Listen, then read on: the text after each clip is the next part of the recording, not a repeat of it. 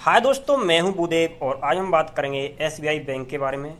SBI bank ने अपनी चौथी तिमाही के नतीजे 23 मई को जारी कर दिए हैं और इसमें एसबीआई बैंक ने कितने का रेवेन्यू जनरेट किया और कितने का शुद्ध मुनाफा प्राप्त किया, ये हम बताएंगे।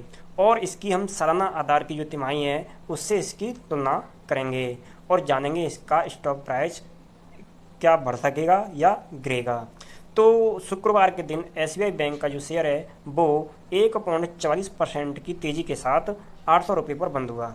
और अगर हम इसकी महीने के आधार पर देखा जाए तो एक माह में यह शेयर लगभग 2.66% यानी 20 पॉइंट बढ़ा है। अगर ईयरली देखा जाए तो यह 35 पॉइंट गिरा है, यानी 4.5% यह शेयर गिरा है। और इसके 5 साल के डेटा को देखें, शेयर के इस कंपनी के शेयर के 5 साल के डेटा को देखें तो कंपनी का शेयर 5 साल से लगातार ग्रो किया है, यानी यह शेयर लगभग 338% बढ़ा है। यानी 5 साल में यह शेयर 617 रुपये तक इसने तेज़ी दिखाई है। अगर हम बात करें इसके फंडामेंटल के बारे में तो फंडामेंटल है ये, तो इसका मार्केट कैप और देखें तो मार्केट कैप इसका लगभग 7,14,014 करोड़ रुपये है। रेवेन्यू की बात करें तो 17.63% है और बुक वैल्यू इसकी 1 है। अगर इसके हम रेवेन्यू अब बात करते हैं फाइनेंशियल फंडामेंटल के बारे में, तो इसके रेवेन्यू को देखें तो चौथी तिमाही में कंपनी ने जो रेवेन्यू गेन किया है वो 1,43,876 करोड़ रुपये है। और इसका जो प्रॉफिट देखें तो प्रॉफिट है कंपनी का 18,643 करोड़ रुपये।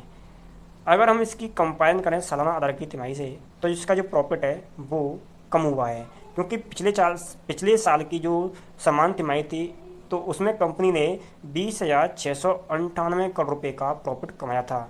लेकिन अब इसका जो प्रॉफिट हुआ है यानी मुनाफा हुआ है वो केवल 18,643 करोड़ रुपये है। तो सालाना आधार की तिमाही से कंपेयर करें तो इसका जो प्रॉफिट है वो लगभग 17% तक कम हुआ है। अगर हम इसके रेवेन्यू की बात करें तो रेवेन्यू इसका सालाना आधार पर बढ़ा है, क्योंकि पिछली जो तिमाही थी वो 23-24 की चौथी तिमाही, तो उसमें इस कंपनी ने रेवेन्यू 1,28,442 करोड़ रुपये का जनरेट किया था। लेकिन चौथी तिमाही में सभी तिमाहियों में सबसे ज़्यादा रेवेन्यू कंपनी ने जनरेट किया है, यानी इसका जो रेवेन्यू है वो 1,43,876 करोड़ रुपये है। तो इस हिसाब से देखा जाए तो कंपनी का जो रेवेन्यू है वो तो इंक्रीज हुआ है, लेकिन प्रॉफिट सालाना आधार की तिमाही पर घटा है। तो इसलिए कंपनी ने शेयरधारकों को 15.5 रुपये का लाभांश देने की घोषणा की है।